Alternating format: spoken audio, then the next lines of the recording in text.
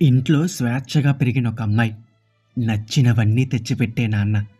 అత్తవారింట్లో మాట పడకూడదనుకుంటూ ఒక స్నేహితురాల్లా మెలుగుతూ కూతురికి మంచి నేర్పించే తల్లి. స్కూల్ లైఫ్ అల్లరల్లరిగా గడిచిపోయింది. కాలేజ్ లైఫ్‌కొచ్చింది. ఇంజినీరింగ్ చెయ్యాలనుకుంది. కూతురి కోరికని తండ్రి ఒప్పుకున్నాడు.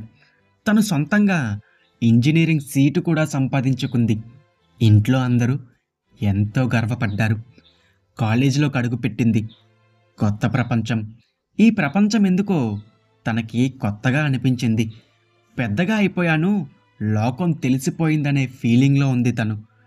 కాలేజీలోకి వెళ్ళగానే ఒక ముగ్గురు స్నేహితులు పరిచయమయ్యారు. అందరూ గొప్పింటి వాళ్ళే. పాకెట్ మనీకి వేల వేల రూపాయలిచ్చే అంత పెద్దవాళ్ళన్నమాట. అలాంటి స్నేహితుల దగ్గర ఉండటంలో స్వీటీ లైఫ్ కొంచెం మారింది. ఎప్పుడూ చూడనివి, ఎక్కడికి వెళ్ళని ప్రదేశాలకి వెళ్తూ ఉంది. లైఫ్‌ని ఎంజాయ్ చేస్తూ ఉంది. వాళ్ళకి సమానంగా ఇంట్లో తండ్రి కూడా ఖర్చులకి డబ్బులిస్తూ ఉండేవాడు. తల్లి తిడుతూ ఉన్నా, అది ఈ వయసులోనే ఎంజాయ్ చెయ్యాలే, రేపు అత్తవారింట్లో ఎలా ఉంటుందో ఏమో, ఏం మాట్లాడకు అనుకుంటూ వెనకేసుకొచ్చేవాడు. ఒకరోజు ఫ్రెండ్స్ ఇంట్లో ఫంక్షన్ ఉందని చెప్పి తన స్నేహితులతో కలిసి ఓ ఫంక్షన్‌కెళ్ళింది. అక్కడంతా చాలా గొప్పగా ఉంది. గొప్పింటి వాళ్ళున్నారు. అందులో ఒక వ్యక్తి తనని చాలా బాగా ఆకర్షించాడు. ఆ అబ్బాయి చాలా బాగున్నాడు. చాలా ఫ్యాషన్‌గా కూడా ఉన్నాడు. ఆ తర్వాత తెలిసింది ఆ అబ్బాయి తన స్నేహితురాలు అన్నయ్య అని. ఎందుకో అతనలా మనసులో ఉండిపోయాడు. అతన్ని పెళ్లి చేసుకుంటే తన లైఫ్ బాగుంటుందని ఇంట్లో వాళ్ళు కూడా నన్ను గొప్పింటికే చెయ్యాలనుకుంటున్నారు కదా! వీళ్ళెలాగో గొప్పింటి వాళ్ళే కదా అనుకుంటూ మనసు పడింది ఆ అబ్బాయి మీద. కానీ తను మనసు పడిందనే విషయం తనలో తానే దాచుకుంది. ఎవ్వరికీ చెప్పలేదు. తనకి ఎంత ధైర్యమో అంతే పిరికి కూడా. తనలో తానే నవ్వుకుంటూ ఉండేది. ఎలాగెలాగో పిచ్చి పిచ్చిగా చేస్తూ ఉండేది. ఒకరోజు తన స్నేహితురాలు తన ప్రవర్తన చూసి అడిగింది ఏమిటి విషయమని. తన మనసులో ఉన్న విషయం తన స్నేహితురాలికి చెప్పింది. తన మనసులో మాటలు విన్న స్నేహితురాలు, వద్దు, ఈ కాలంలో ప్రేమ అనేది ఒక మోసమైపోయింది. ఎవరు ఎలాంటివారో అనేది మనం చెప్పలేం. నేను విన్నాను తను మంచోడు కాదని. తర్వాత ఇంట్లో ఒప్పుకోలేదనుకుంటూ ఫ్యూచర్‌లో ఇబ్బంది పడాలి. హ్యాపీగా ఇంట్లో వాళ్ళు చూసిన సంబంధం చేసుకో అనుకుంటూ తన స్నేహితురాలు సలహా ఇచ్చింది. నా లైఫ్ ఏమిటో నాకు తెలుసు. నా లైఫ్‌లో నేను ఎవరి సలహా తీసుకోవాలనుకోవటం లేదు. అయినా మా ఇంట్లో ఒప్పుకోకపోవడం ఉండదు. ఒప్పుకుంటారు. నేనంటే ఇంట్లో చాలా ఇష్టం. నా ఇష్టాన్ని కాదని చెప్పరు. ఇంక అబ్బాయి గురించి అంటావా? విన్నాను నేను. తన మీద నీకు మనసుందంట కదా! అందుకే నాకు నువ్వు ఇలా చెప్తున్నావు అనుకుంటూ కోపంగా మాట్లాడి తన స్నేహితురాల్ని దూరం చేసుకుంది తను. ఇంట్లో ఎవ్వరూ అడ్డు చెప్పకపోవడంతో ప్రేమలో ఇంకా స్వేచ్ఛగా ఉండేది. అమ్మాయి ఫ్రీడమ్ ఇస్తూ ఉంటే ఇంకా అబ్బాయి ఊరుకుంటాడా? అడ్వాంటేజ్ తీసుకోవడం మొదలుపెట్టేశాడు. ఇంట్లో చెప్పకుండా టూర్స్‌కి వెళ్ళేవాళ్ళు. బయట ఎక్కడ పడితే అక్కడ తిరుగుతూ ఉండేవారు. ఇంకిద్దరూ ఒకరితో ఒకరు కలిసిపోయారు. 24 గంటలు ఫోన్లు, వాట్సాప్‌లు, సెకండ్‌కొక మెసేజ్‌లు, సండే వస్తే షికార్లు. బాగుంది తన లైఫ్. కొన్ని చెడు అలవాట్లు కూడా అలవాటు చేసుకుంది. ఇవన్నీ ఇంట్లో విచిత్రమనిపిస్తూ ఉన్నా తండ్రి మాత్రం నా కూతురు నా నమ్మకం అనుకుంటూ మనసులో అనుకుంటూ ఉన్నాడు. ఒకరోజు సడన్‌గా ఆ అమ్మాయి కళ్ళు తిరిగి కింద పడిపోయింది.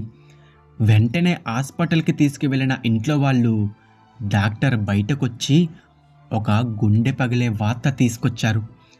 ఆ అమ్మాయి తల్లి కాబోతుంది అని. రావుగారు అమ్మాయి పెళ్లి కాకుండా తల్లి అయిందంట అనుకుంటూ పుకారు బయటకొచ్చేసింది. తండ్రి మొహం కూతురు అలాగే చూస్తూ ఉంది. తల్లి ఏడుస్తూ ఉంది. కూతురిని తండ్రిని తిడుతూ ఉంది తల్లి. ఇంతలో ఫోన్ తీసిందా అమ్మాయి. జరిగిన విషయం తను ప్రేమించిన అబ్బాయికి చెప్పింది. అవునా? ఈ విషయం ఎవరికీ తెలియదు కదా! వెంటనే అబార్షన్ చేయించేసుకో. డబ్బులు నేనిచ్చేస్తా అనుకుంటూ మాట్లాడాడు అబ్బాయి. ఏమిటిలా మాట్లాడుతూ ఉన్నావు? నువ్వు నన్ను పెళ్లి చేసుకుంటావనే నమ్మకం మీదే కదా నీతో నేను తిరిగి తప్పు చేశాను. ఇప్పుడిలా మాట్లాడుతున్నావేమిటి అని అడిగిందా అమ్మాయి. పెళ్లి చేసుకుంటా అని చెప్పి నేను చెప్పానా? నువ్వు నా మీద మనసు పడ్డావు. దానికోసం నేను నిన్ను ప్రేమించాను. నువ్వు నీ సంతోషం కోసం నాతో తిరిగావు. అయినా ఎవడి కోసమో ఇంట్లో వాళ్ళని మోసం చేస్తూ నాతో తిరిగావు. ఇప్పుడు నీ కడుపులో ఉన్న బిడ్డకి తండ్రి నేనే నీ నమ్మకం ఏమిటి? అయినా నీ స్టేజ్ ఎక్కడ? నా స్టేజ్ ఎక్కడ? పిచ్చి ఆలోచనలు చెయ్యకనుకుంటూ ఆ అబ్బాయి ఫోన్ పెట్టేశాడు. ఫోన్ చెవి దగ్గర పెట్టుకొని తండ్రి మొహం వైపు చూస్తుందా అమ్మాయి. నమ్మకం నమ్మకం అని ఎగిరిన తండ్రి మొహం ఇప్పుడు బాధతో మునిగిపోయింది. డాక్టర్ వచ్చి అబార్షన్ పేపర్ మీద సంతకం పెట్టమన్నారు. పెన్న తీసుకున్న తండ్రి చెయ్యి వణుకుతూ ఉంది. కళ్ళజోడు లోపల కళ్ళల్లో నీళ్లు కనిపిస్తూ ఉన్నాయి. ఒక గవర్నమెంట్ ఆఫీసర్గా ఎంతోమందికి ఎన్నో సంతకాలు పెట్టిన అతని చెయ్యి ఇప్పుడు కూతురు చేసిన పనికి సంతకం పెట్టాలంటే గుండె బరువుగా అయిపోయింది. హాస్పిటల్లో పని అయిపోయింది. ఇంటికి తీసుకొచ్చారా అమ్మాయిని. తండ్రి మాత్రం అసలేం మాట్లాడలేకపోతున్నాడు. ఇల్లంతా నిశ్శబ్దం. తండ్రి దగ్గరికి వెళ్ళిందా అమ్మాయి. కాళ్ళు పట్టుకొని క్షమించండి అనుకుంటూ కన్నీళ్లు కార్చింది. తండ్రి కూతురిని పట్టుకొని ఏడ్చేస్తూ ఉన్నాడు. వీళ్ళిద్దరినీ చూస్తున్న తల్లి కూడా కన్నీళ్లు పెట్టుకుంది. ఇంకా తన జీవితానికి తన తండ్రే తోడుగా ఉంటాడు. చూసారుగా ఫ్రెండ్స్ కదా, తల్లిదండ్రులు మనకిచ్చే ఫ్రీడమ్ని మనమే చేతులతో పాడు చేసుకుంటూ ఉంటాం. మనం ఇంట్లో ఎన్నో అబద్ధాలు చెప్తూ ఉంటాం. తల్లికి బిడ్డ ఏం చేస్తున్నాడో తెలుసు, కానీ తండ్రికి బిడ్డ అంటే ఒక నమ్మకం. ఆ నమ్మకాన్ని మనం గుణపంతో కళ్ళల్లోకి పొడిచేస్తూ ఉన్నాం. మనం రోజు ఎంతోమందిని చూస్తూ ఉంటాం. కాలేజ్ అనుకుంటూ రోడ్ల మీద షికార్లు, స్పెషల్ క్లాసులు అనుకుంటూ ఊర్లో ఎంజాయ్లు.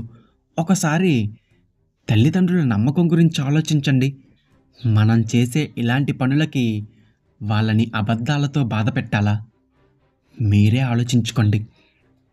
కథ వల్ల ఎవరైనా బాధపడినా, కించపరిచే విషయాలున్నా నన్ను క్షమించండి. వీడియో నచ్చితే ఒక లైక్ చేసి మీ అభిప్రాయాలు కామెంట్ చేయండి.